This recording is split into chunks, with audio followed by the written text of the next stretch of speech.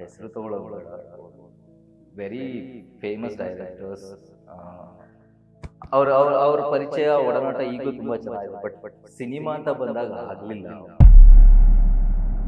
ಹರೀಶ್ ಶರ್ವಾ ಅಂತ ಅನ್ಕೊಂಡ ಕಥೆ ಶುರು ಮಾಡಿ, ಬಟ್ ಪ್ರೊಡ್ಯೂಸರ್ಸ್ ಅಂತ ಎಲ್ಲ ಬಂದಾಗ ರೆಕಗ್ನೈಸ್ ಬೇಸಿಗೆ ಅಂತ ಆ ಸಿನಿಮಾ ನಮ್ದು ಹೋಯ್ತು, ಆಗಲಿಲ್ಲ.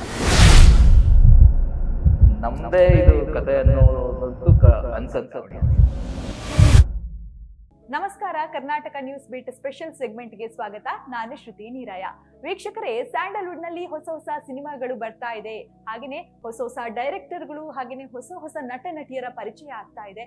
ಅದೇ ರೀತಿಯಾಗಿ ಅಮರ ಪ್ರೇಮಿ ಅರುಣ್ ಅನ್ನುವಂತಹ ಒಂದು ಸಿನಿಮಾ ಬರ್ತಾ ಇದೆ. ಈ ಸಿನಿಮಾದ ನಾಯಕ ನಟ ಇವತ್ತು ನಮ್ಮ ಜೊತೆ ಇದ್ದಾರೆ, ಹರೀಶ್ ಶರ್ವಾ ಅವರು. ಬನ್ನಿ ಅವ್ರ ಜೊತೆ ಮಾತನಾಡೋಣ, ಜೊತೆಗೆ ಸಿನಿಮಾದ ಬಗ್ಗೆ ಸಾಕಷ್ಟು ವಿಚಾರಗಳನ್ನ ಅವ್ರ ಜೊತೆ ಕೇಳೋಣ. ಸರ್, ಕಾರ್ಯಕ್ರಮಕ್ಕೆ ಪ್ರೀತಿಯ ಸ್ವಾಗತ. Thank you so much. ಹೇಗಿದ್ದೀರಾ ಸರ್? ತುಂಬಾ ಚೆನ್ನಾಗಿದೆ, ನೀವು? ಸೂಪರ್ ಆಗಿದ್ವಿ ಸರ್. ಈಗ ನಂದೊಂದು ಫಸ್ಟ್ ಕ್ವಶನ್ ಏನಂತ ಅಂದ್ರೆ, ಹರೀಶ್ ಶರ್ವಾ ಅಂದ್ರೆ ನಿಮ್ಮ ಹೆಸರಿನ ಅರ್ಥವನ್ನೇ ಹೇಳಿ ನಮ್ಗೆ. ಯಾಕಂತಂದ್ರೆ ತುಂಬಾ ಡಿಫ್ರೆಂಟ್ ಆಗಿದೆ ಹೆಸರು. ಇದೊಂದು ಕನ್ಫ್ಯೂಷನ್ ಇದೆ ಆಕ್ಚುಲಿ. ಮೀಡಿಯಾದಲ್ಲೇನೆ ಸುಮಾರು ಸಲ ಲೈಕ್ ಬೇರೆ ಹರೀಶ್ ಶರ್ವಾ ಈ ತರ ಎಲ್ಲ ಮಾಡಿ. Harish Sharva is basically one word. ಅದ್ರ ಜೊತೆಗೆ ಹರಿ ಅಂದ್ರೆ ವಿಷ್ಣು, ಶರ್ವಾ ಅಂದ್ರೆ ಶಿವ. ಸೊ ಇದೆರಡೂ ಸೇರಿ ಹರೀಶ್ ಶರ್ವಾ ಅನ್ನೋ ಹೆಸರು. ಇನ್ನು ಅಮರ ಪ್ರೇಮಿ ಅರುಣ್ ಅವರು ನಮ್ ಜೊತೆ ಇದ್ದಾರೆ. ಹೇಗೂ ಗೊತ್ತಾಯ್ತು ನೀವು ಅಮರ ಪ್ರೇಮಿ ಈ ಸಿನಿಮಾದಲ್ಲಿ ಅಂತ. ಸೊ ಈ ಸಿನಿಮಾದ ಪಾತ್ರದ ಬಗ್ಗೆ ಏನ್ ಹೇಳ್ತೀರಾ ಸರ್? ಇದು ಅಮರ ಪ್ರೇಮಿ ಅರುಣ್ ಬೇಸಿಕಲಿ ಒಂದು ವೆರಿ ಸಿಂಪಲ್, ವೆರಿ ಮೆಚ್ಯೂರ್ಡ್ ಮತ್ತೆ ತುಂಬಾ ಸೆನ್ಸಿಬಲ್ ಇರುವಂತ ಪಾತ್ರ ಅರುಣ್. ಸೊ ಈ ಅಮರ ಪ್ರೇಮಿ ಅರುಣಲ್ಲಿ ಅರುಣ್ ಅಷ್ಟು ಸೆನ್ಸಿಬಲ್ ಇರೋದ್ರಿಂದ ಒಂದಿಷ್ಟು ವಿಚಾರಗಳನ್ನ ತುಂಬಾ ಸೂಕ್ಷ್ಮವಾಗಿ ನೋಡಬಲ್ಲಂತಹ ಒಂದು ಕ್ಯಾರೆಕ್ಟರ್. ಅದ್ರ ಜೊತೆಗೆ ಅವನ ಒಂದು ಸಣ್ಣ ಚೈಲ್ಡ್ಹುಡ್ ಡೇಸ್ ಅಲ್ಲಿ ಒಂದು ಇರುತ್ತಲ್ಲ, ಯೂಶಲಿ ಒಂದು ನಾರ್ಮಲ್ ಇಂಡಿವಿಜುವಲ್ ಯಾವುದೇ ವ್ಯಕ್ತಿ ಆಗಿದ್ರು ಒಂದು ಯಾರೋ ಒಬ್ರನ್ನ ಇಷ್ಟಪಟ್ಟೇ ಪಡ್ತೀವಿ ನಮ್ಮ ಲೈಫ್ ಸ್ಪ್ಯಾನ್ ಅಲ್ಲಿ. ಸೊ ಆ ರೀತಿ ಅಮರ ಪ್ರೇಮಿಗಳಲ್ಲೂ ಕಾವ್ಯ ಅನ್ನೋ ಹುಡುಗಿನ ಅವನ ಸ್ಕೂಲ್ ಡೇಸ್ ಅಲ್ಲಿ ಕ್ಲಾಸ್ಮೇಟ್ ಆಗಿರ್ತಾಳೆ. ಸೊ ಅದೊಂದು ಕ್ರಶ್ ಅನ್ಬೋದಾ ಅಥವಾ ಇಷ್ಟ ಅನ್ಬೋದಾ. ಸೊ ಅವನ್ ಪರಿಪೂರ್ಣವಾಗಿ ತುಂಬಾ ಇಷ್ಟಪಟ್ಟು ಕಾವ್ಯ ಅನ್ನೋ ಒಂದು ಫ್ರೆಂಡ್ಶಿಪ್ ಅವನಲ್ಲಿರುತ್ತೆ. ಸೊ ಮಧ್ಯದಲ್ಲಿ ಕಾವ್ಯ ಅರುಣ್ ಅಲ್ಲಿಂದ ಹೋಗ್ತಾನೆ. ಸೊ ಅದಾದ್ಮೇಲೆ ಕಾವ್ಯನ ಹುಡ್ಕೋದು ಇನ್ ದ ಸೆನ್ಸ್ ಅವನ ಜರ್ನಿಯಲ್ಲಿ ಅವನ ಓದು, ಅವನ ಕೆಲಸ, ಅದಾದ್ಮೇಲೆ ಮದುವೆ ಟೈಮಿಗೆ ಬಂದಾಗ್ಲೂ ಕಾವ್ಯ ನೆನಪಲ್ಲೇ ಇರೋಂತ ಅರುಣ್ ಈ ಪಾತ್ರ. ಇನ್ನು ನಮ್ಗೆ ಪೋಸ್ಟರ್ ಅಲ್ಲಿ ನಾವು ನೋಡಿದ್ವಿ, ಈಗ ದೀಪಿಕಾ ಆರಾಧ್ಯ ಅವರು ಕಾವ್ಯ ಅನ್ನೋ ಪಾತ್ರ ಮಾಡ್ತಾ ಇದ್ದಾರೆ, ಜೊತೆಗೆ ತುಂಬಾ ದೇಸಿ ಲುಕ್ ಅಲ್ಲಿ ಕಾಣಿಸ್ಕೊಳ್ತಾ ಇದ್ದಾರೆ. ನೀವು ಅವರನ್ನ ತುಂಬಾನೇ ಫಾಲೋ ಮಾಡ್ತಾ ಇದ್ದೀರಾ ಅನ್ನೋದು ಗೊತ್ತಾಗ್ಬಿಡುತ್ತೆ. ಸೊ ಹೇಗಿತ್ತು ಆ ಒಂದು ಕಾಂಬಿನೇಷನ್ ಅನ್ನುವಂಥದ್ದು? ಅಂದ್ರೆ ಈಗ ಸ್ಕೂಲ್ ಪಿಕ್ಚರ್ ಎಲ್ಲ ನೋಡಿದ್ವಿ ನಾವು ಪೋಸ್ಟರ್ ಅಲ್ಲೆಲ್ಲ. ಸೊ ಯಾವ ರೀತಿ ಇತ್ತು ಅನ್ನುವಂಥದ್ದು ಆ ಒಂದು ಕಾಂಬಿನೇಷನ್ ನಿಮ್ದು ಮತ್ತು ಕಾವ್ಯ ಕ್ಯಾರೆಕ್ಟರ್? ಅರುಣ್ ಮತ್ತೆ ಕಾವ್ಯ ಬಗ್ಗೆನೇ ಹೇಳಬೇಕು ಅಂದ್ರೆ, ವರ್ಕ್ಶಾಪ್ ಇಂದನೂ ಆ ಕ್ಯಾರೆಕ್ಟರ್ ಬಗ್ಗೆ ಆಗಿರ್ಲಿ ಪ್ರವೀಣ್ ಅವರು ತುಂಬಾ ನೀಟಾಗಿ ಸೆಟ್ ಮಾಡಿಬಿಟ್ಟಿದ್ರು, ಅಂದ್ರೆ ವರ್ಕ್ಶಾಪ್ ಮೂಲಕ. ಸೊ ಅದು ನಮ್ಮ ಶೂಟಿಂಗ್ ಟೈಮಿಗೆ ಹೋದ್ಮೇಲಂತೂ ಇನ್ನ ಸುಲಭ ಆಯ್ತು. ಒಂದು ಅರುಣ್ ಕಾವ್ಯ ವಿಚಾರವಾಗಿ ಎಷ್ಟು ಸೇಫ್ ಗಾರ್ಡ್ ಒಂದು ಹುಡುಗಿ, ಜನರಲಿ ಸ್ಪೀಕಿಂಗ್ ಒಂದು ಹುಡುಗಿಗೆ ಎಷ್ಟು ಕಂಫರ್ಟ್ ಝೋನ್, ಒಂದು ಎಷ್ಟು ಸೇಫ್ಲಿ ಒಬ್ಬ ವ್ಯಕ್ತಿ ಜೊತೆ ಇರ್ಬೋದು ಅನ್ನೋದು ಇಲ್ಲಿ ಕಾವ್ಯ ಅರುಣ್ ಮಧ್ಯನೂ ಒಂದಿಷ್ಟು ಕಾಣ್ಬೋದು. ಸೊ ಆ ರೀತಿ ಶೂಟಿಂಗ್ ಪ್ರಾಸೆಸ್ ಅಲ್ಲೂ ದೀಪಿಕಾ ಆರಾಧ್ಯ ಜೊತೆ ಈವನ್ ಫ್ರಮ್ ವರ್ಕ್ಶಾಪ್ ಕೂಡ ಆ ಒಂದು ಎಕ್ಸ್ಚೇಂಜ್ ಆಫ್ ಟಾಕ್ಸ್ ಮತ್ತೆ ಆ ಕಾನ್ವರ್ಸೇಷನ್ ಇಂದ ಒಂದು ಕಂಫರ್ಟ್ ಝೋನ್ ಆಗಿರ್ಲಿ, ಅದರಿಂದ ನಮ್ಮ ಸಿನಿಮಾಗೆ ತುಂಬಾ ಹೆಲ್ಪ್ ಆಯ್ತು. ಸೊ ಆ ರೀತಿ ದೀಪಿಕಾ ಆರಾಧ್ಯ ಕೂಡ she was very comfortable working with. So ಅದು ಸಿನಿಮಾಗೆ ತುಂಬಾ ಹೆಲ್ಪ್ ಆಯ್ತು. ನನಗೆ ಅರುಣ್ ಪಾತ್ರ ಮಾಡಿರೋದ್ರಿಂದ ಅದಿನ್ನ ತುಂಬಾ ಚೆನ್ನಾಗಿ ಅನಿಸ್ತು. ಇವಾಗ ಅರುಣ್ ಅನ್ನುವಂತ ಪಾತ್ರವನ್ನ ನೀವು ನಿಭಾಯಿಸಿದ್ದೀರಾ. ಸೊ ನಿಮ್ಗೆ ಎಷ್ಟು ಚಾಲೆಂಜಿಂಗ್ ಆಗಿತ್ತು, ಮತ್ತೆ ನೀವು ಅಂದ್ರೆ ಈ ಒಂದು ಕ್ಯಾರೆಕ್ಟರ್ ನಿಮ್ಗೆ ಎಷ್ಟು ಹಿಡಿಸಿತ್ತು ಅನ್ನುವಂಥದ್ದು? ಯಾಕಂದ್ರೆ ಸುಮಾರು ಒಂದು ಹಿಂದೆ ಕೆಲಸ ಬೇಕಾಗುತ್ತೆ ಆ ಒಂದು ಕ್ಯಾರೆಕ್ಟರ್ಗೆ, ತುಂಬಾ ಸವಾಲ್ ಕೂಡ ಇರುತ್ತೆ. ಸೊ ಹೇಗೆ ಇತ್ತು, ಹೇಗೆ ನಿಭಾಯಿಸಿದ್ರಿ ಅನ್ನುವಂಥದ್ದು? ಸೊ ಇದು ಪ್ರವೀಣ್ ಅವರು ಸ್ಕ್ರಿಪ್ಟ್ ಕಳಿಸಿದಾಗ ಅದನ್ನ ಓದಿದ್ಮೇಲೆ, ಅದಾದ್ಮೇಲೆ ಸಿನಿಮಾ ಅಂತ ಆದ್ಮೇಲೆ, ಅಂದ್ರೆ ನಾನು ಅರುಣ್ ಆಗಿ ಆದ್ಮೇಲೆ ಅಲ್ಲಿಂದ ಒಂದಿಷ್ಟು ಡಿಸ್ಕಷನ್ಗಳು ನಡೀತಾ ಇತ್ತು.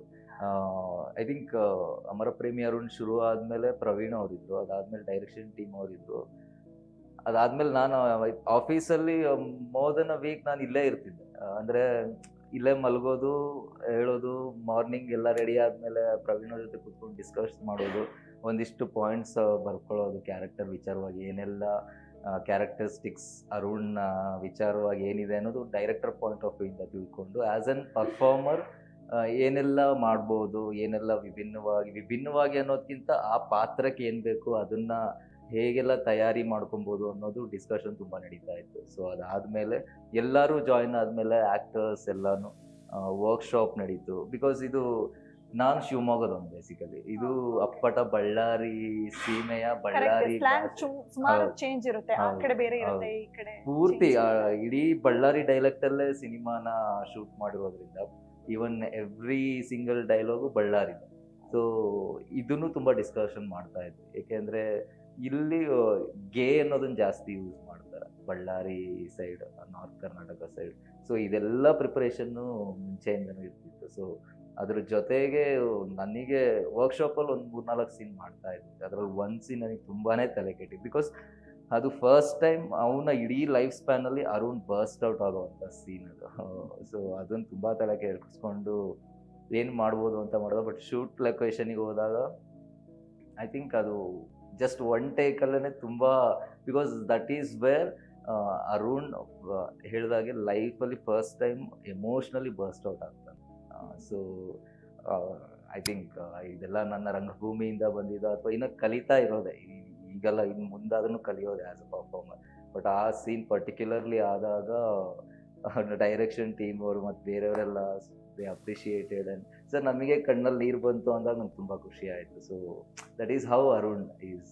ಸೊ ಒಂದು ಆಡಿಯನ್ಸು ಕೂಡ ನೋಡಬೇಕಾದ್ರೆ ಅವ್ರನ್ನ ನೋಡ್ತಾರೆ ಸ್ಕ್ರೀನ್ ಮೇಲೆ.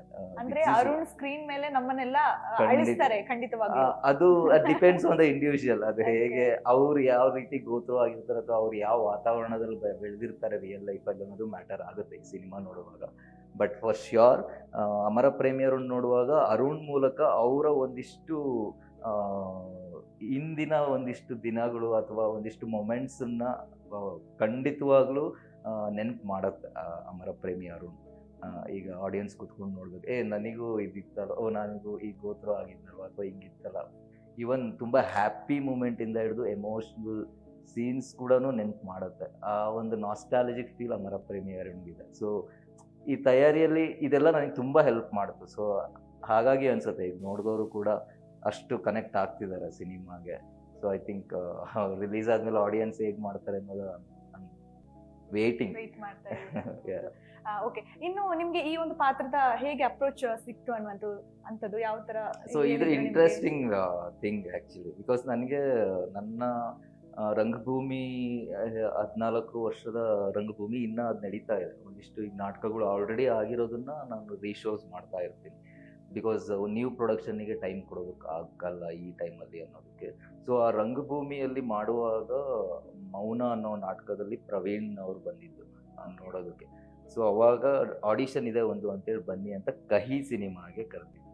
ಸೊ ಅಲ್ಲಿಂದ ಪ್ರವೀಣ್ ಅವರ ಪರಿಚಯ. ಐ ಥಿಂಕ್ ಇಟ್ಸ್ ಆಲ್ಮೋಸ್ಟ್ 9 ವರ್ಷದ ಒಡನಾಟ ನನ್ನ ಪ್ರವೀಣ್ ಅವ್ರದ್ದು.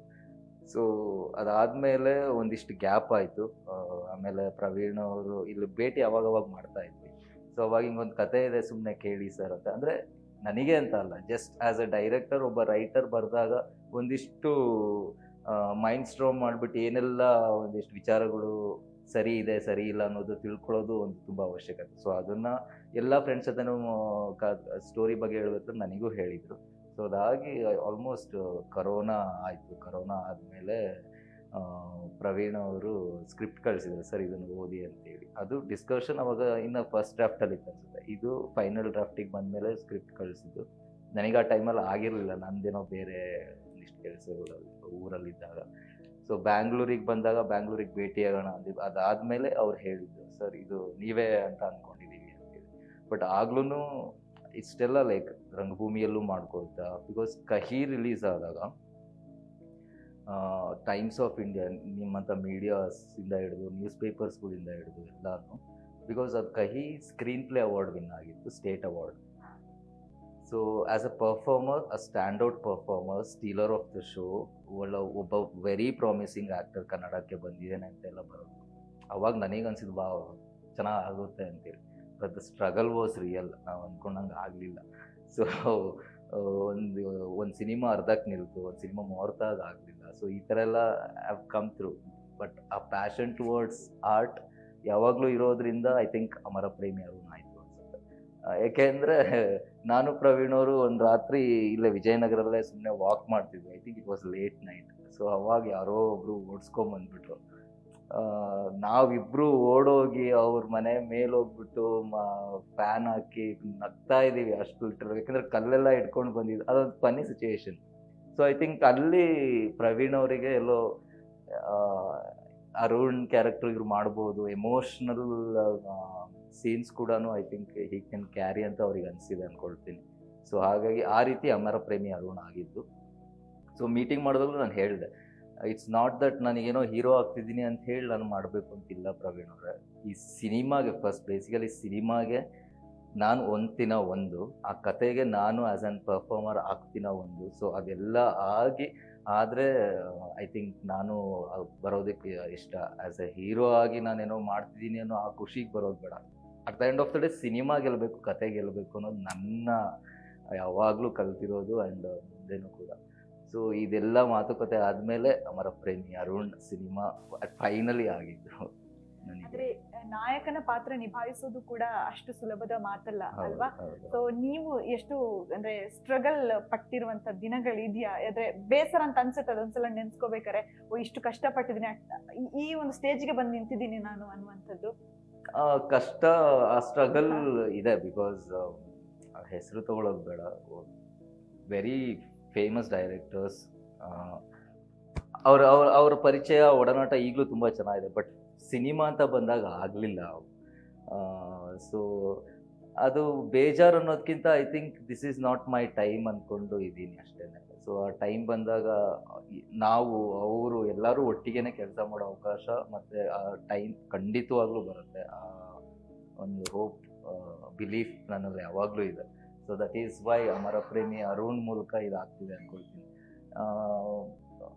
As A performer I think any performer ಈ ಸಿನಿಮಾ ನೋಡಿದಾಗ ಓಕೆ ಇಂಥ ಪಾತ್ರನ ಮಾಡಬೇಕಿತ್ತು, ಇಂಥ ಸಿನಿಮಾ ಮಾಡಬೇಕಿತ್ತು ಅಂತ ಒಬ್ಬ ಆ್ಯಕ್ಟರಿಗಾಗಲಿ ಪರ್ಫಾರ್ಮರಿಗಾಗಲಿ ಅನಿಸೋ ಅಂಥ ಪಾತ್ರ ಅಮರ ಪ್ರೇಮಿ ಅರುಣಲ್ಲಿ ಅರುಣ್.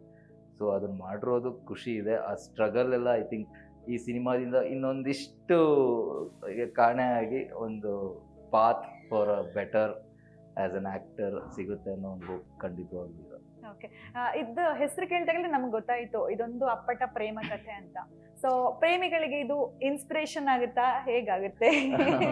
ಇನ್ಸ್ಪಿರೇಷನ್ ನಂಗೆ ಗೊತ್ತಿಲ್ಲ. ಲೈಕ್ ಸಂದೇಶ ಅಂತೂ ಇದ್ದೇ ಇರುತ್ತೆ. ಸಂದೇಶ ಅನ್ನೋದಕ್ಕಿಂತ ಒಂದು ಜರ್ನಿ ನೋಡ್ಬೋದು.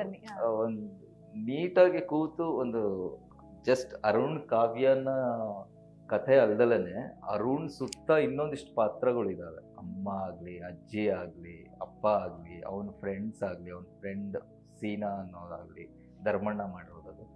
ಸೊ ಅದೆಲ್ಲೂ ಅವನ ಅರುಣ್ ಜರ್ನಿಗೆ ತುಂಬ ಇಂಪ್ಯಾಕ್ಟ್ ಮಾಡುತ್ತೆ. ಇಟ್ಸ್ ಜಸ್ಟ್ ಅರುಣೇ ಇಡೀ ಸಿನಿಮಾ ತೊಗೊಂಡೋಗ್ತಾನೆ ಅಲ್ಲ, ಆ ಪಾತ್ರಗಳಿಂದ ಅರುಣ್ನ ಪಾತ್ರ ಇನ್ನೂ ಜಾಸ್ತಿ ಎನ್ಹ್ಯಾನ್ಸ್ ಆಗುತ್ತೆ, ತುಂಬ ಚೆನ್ನಾಗಿ ಕಾಣಿಸುತ್ತೆ ಒಂದಿಷ್ಟು ಸೀನ್ಸ್ಗಳಲ್ಲಿ.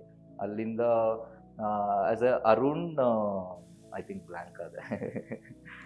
ಸೊ ನೀವೇನು ಕೇಳಿದ್ದು? ಅಂದ್ರೆ ಈಗ ಸಿನಿಮಾದಲ್ಲಿ ಈಗ ಎಂತ ಇನ್ಸ್ಪಿರೇಷನ್? ಓಕೆ, ಇನ್ಸ್ಪಿರೇಷನ್ ಅದಕ್ಕಿಂತ ಅದೇ ಆ ಜರ್ನಿ ಅಂತೂ ಎಲ್ಲ ಆಡಿಯನ್ಸನ್ನು ಆ ಜರ್ನಿನ ತುಂಬಾ ಇಷ್ಟಪಡ್ತಾರೆ. ಎವ್ರಿ ಸಾರ್ಟ್ ಆಫ್ ಎಮೋಷನ್ಸ್, ಒಂದು ಜಾಯ್ಫುಲ್ ಹ್ಯಾಪಿ ಮೂಮೆಂಟ್ಸ್ ಆಗಿರಲಿ, ಅದೊಂದು ಮನೇಲಿದ್ದಾಗ ಇರುತ್ತಲ್ಲ ಯೂಶಲಿ ಒಬ್ಬ ತಾಯಿ ಮಗನ ಮಧ್ಯ, ಅಜ್ಜಿ ಮೊಮ್ಮಗನ ಮಧ್ಯ ಅದೊಂದು ಹುಡುಗಾಟದ್ದಾಗಿರಲಿ, ಅದೊಂದು ಫನ್ನಿ ಮೂಮೆಂಟ್ಸ್ ಆಗಿರಲಿ, ಅದೆಲ್ಲ ತುಂಬ ಚೆನ್ನಾಗಿ ಇದೆ. ಈ ಥರ ಜರ್ನಿ ಜೊತೆಗೆ ಒಂದು ಹುಡುಗಿನ ಅಷ್ಟು ಸಣ್ಣವನಿಂದ ಅವಳ ನೆನಪಲ್ಲೇ ಇರುವಂಥ ಹುಡುಗನ ಜರ್ನಿ ಹೇಗೆಲ್ಲ ಕಾಣ್ಬೋದು ಅನ್ನೋದನ್ನ ಒಬ್ಬ ಹುಡುಗ ಅಥವಾ ಒಬ್ಬ ಹುಡುಗಿಗೆ ಇದು ಅನ್ಸ್ಬೋದು, ವಾವ್ ಎಷ್ಟು ಒಳ್ಳೆಯವನು ಅರುಣ್ ಅಂತಲೂ ಅನ್ಸ್ಬೋದು. ಲೈಕ್ ಆ ರೀತಿಯೂ ಇಷ್ಟ ಆಗೋ ಚಾನ್ಸಸ್, ಪಾಸಿಬಿಲಿಟೀಸ್ ಜಾಸ್ತಿ ಇದೆ, is what I have heard ನೋಡಿದವರಿಂದ. ಸೊ ಈ ರೀತಿ ಒಂದು ಆ್ಯಸ್ ಅ ಜರ್ನಿ ತುಂಬ ಚೆನ್ನಾಗಿ ಅನಿಸುತ್ತೆ. ಇನ್ಸ್ಪೈರ್ ಮಾಡ್ಬೋದು ಅನ್ನೋದು I don't no it will inspire, but audience ನೋಡಿದಾಗ ಒಂದು ಬ್ಯೂಟಿಫುಲ್ ಜರ್ನಿ ನೋಡಿದ್ವಿ ಅನ್ನೋ ಒಂದು ಆ ಥಾಟ್ ಪ್ರೋಸೆಸ್ ಅಂತೂ ಖಂಡಿತ ಬರುತ್ತೆ. Is what I can. Okay.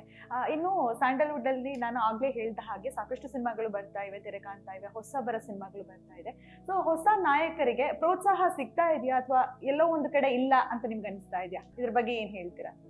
I think it's purely depends on the individual when it comes to director, writer, ಒಬ್ಬ ಆ್ಯಕ್ಟರಿಗೂ ಇಂಡಿವಿಜುವಲ್ ಮತ್ತು ಒಂದು ಪ್ರೊಡಕ್ಷನಿಗೂ. ಬಿಕಾಸ್ ಈಗ ನಾನು ಆ್ಯಸ್ ಅ ಅಪ್ಕಮಿಂಗ್ ಆ್ಯಕ್ಟರ್ ಹೊಸೊಬ್ಬ, ಸೊ ಇದರಿಂದ ನನಗೆ ಅವಕಾಶ ಸಿಗ್ತಿಲ್ಲ ಅನ್ನೋದಕ್ಕಾಗಲ್ಲ. ಐ ಥಿಂಕ್ ನಾನು ಕಂಡುಕೊಂಡಿರೋದು, ಐ ಥಿಂಕ್ ಇದು ನನ್ನ ಟೈಮ್ ಅಲ್ಲ ಅನಿಸುತ್ತೆ, but time is there. So ಅದಕ್ಕೆ ನಾನೆಲ್ಲ ಏನು ಕೆಲಸ ಮಾಡ್ಬೋದು ಅದು ಹಿಂದೆ ಅದನ್ನು ಮಾಡ್ಕೊತ ಹೋಗ್ಬೇಕು ಅಷ್ಟೇ. ಎಲ್ಲೋ ಒಂದು ಪಾಯಿಂಟ್ ಆಫ್ ಟೈಮಲ್ಲಿ ಅದನ್ನು ಗುರುತಿಸ್ತಾರೆ.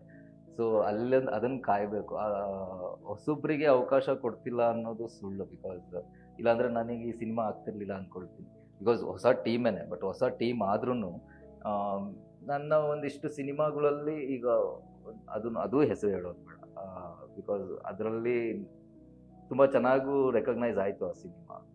ನಮ್ಮ ಒಡನಾಟ, ನಮ್ಮ ಆ ನಿರ್ದೇಶಕರದ ಒಡನಾಟ ನನ್ನ ರಂಗಭೂಮಿ ಟೈಮಿಂದನೂ ಇದೆ. So is doing pretty well ಈಗ ಕನ್ನಡ ಸಿನಿಮಾದಲ್ಲಿ.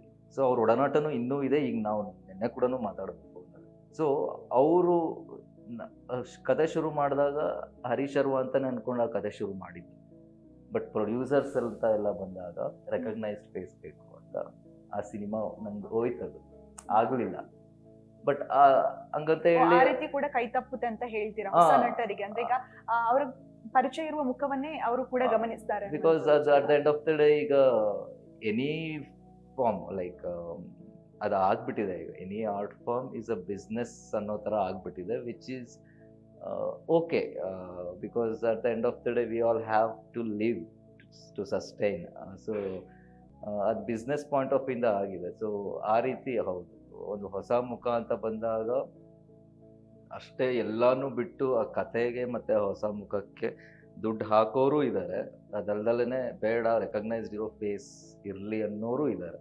ಸೊ ಇಲ್ಲಿ ಅದನ್ನು ಡಿಫ್ರೆನ್ಷಿಯೇಟ್ ಮಾಡೋಕ್ಕಾಗಲ್ಲ. ಸೊ ಅದು ಅವರವರ ಇಂಡಿವಿಜುವಲ್ ಆಸ್ಪೆಕ್ಟ್ಸ್ ಬಿಟ್ಟಿದ್ದು. ಸೊ ಅದನ್ನು I think I am not in a stage to question or ಮಾತಾಡೋದಕ್ಕೆ. ಬಟ್ ಇನ್ನು ಕನ್ನಡ ಸಿನಿಮಾಗಳನ್ನ ಎಲ್ಲೋ ಒಂದ್ ಕಡೆ ಜನ ನೋಡೋರು ಕಮ್ಮಿ ಆಗ್ಬಿಟ್ಟಿದ್ದಾರೆ, ಥಿಯೇಟರ್ ಅಲ್ಲೂ ಕೂಡ ಖಾಲಿ. ಇದ್ರ ಬಗ್ಗೆ ಏನ್ ಹೇಳಕ್ ಇಷ್ಟಪಡ್ತೀರಾ? ಇದು ಹೌದು. ಲೈಕ್ ನಮಗೆ ಎಷ್ಟೋ ಸತಿ ನಾನು ಪ್ರವೀಣ್ ಅವ್ರ ಹತ್ರ ಎಲ್ಲ ಮಾತಾಡುವಾಗ ಆಫೀಸಲ್ಲಿ ಅದನ್ನೇ ಹೇಳ್ತೀನಿ, ಪ್ರವೀಣ್ ಅವ್ರೆ ಹೇಗಿದು ಲೈಕ್ ಈಗ ಗೊತ್ತಿರೋವಂಥ ನೋನ್ ಫೇಸ್, ನೋನ್ ಡೈರೆಕ್ಟರ್ ಸಿನಿಮಾಸ್ಗಳಿಗೆ ಜನಗಳು ಬರ್ತಿಲ್ಲ, ಹೌ ನಾವು ಆ್ಯಸ್ ಅ ಹೊಸ ಟೀಮ್ ಬಂದಾಗ ಅಂತೇಳಿ. But at the end of the day ಸಿನಿಮಾಗಳನ್ನ ಗೆಲ್ಸಿರೋದು ಇದೆ. ಒಳ್ಳೆ ಕತೆ, ಒಳ್ಳೆ ಕಂಟೆಂಟ್, ಕಮರ್ಷಿಯಲ್ ಆಸ್ಪೆಕ್ಟ್ಸಿಂದ ಹಿಡಿದು ಆಸ್ ಎ ಕಂಟೆಂಟ್ ಓರಿಯೆಂಟೆಡ್ ಸಿನಿಮಾಯಿಂದ ಹಿಡಿದು ಖಂಡಿತವಾಗ್ಲೂ ಜನಗಳು ಬಂದು ಗೆಲ್ಸಿರೋವಂಥ ಉದಾಹರಣೆಗಳು ಇದ್ದಾವೆ. ಐ ಥಿಂಕ್ ಸಮ್ವೇರ್ ನಾವು we are lacking as A content ಆಗಲಿ, ಆಸ್ ಎ ಒಂದು ಫುಲ್ಲಿ. ಬಿಕಾಸ್ ಈಗ ಅದು ಒ ಟಿ ಟಿ ಅದೆಲ್ಲನೂ ಗೊತ್ತು. ಒ ಟಿ ಟಿ ಇದೆಲ್ಲ ಬಂದು ತುಂಬ ಈಸಿ ಆಗಿಬಿಟ್ಟಿದೆ, ರೀಚಬಲ್.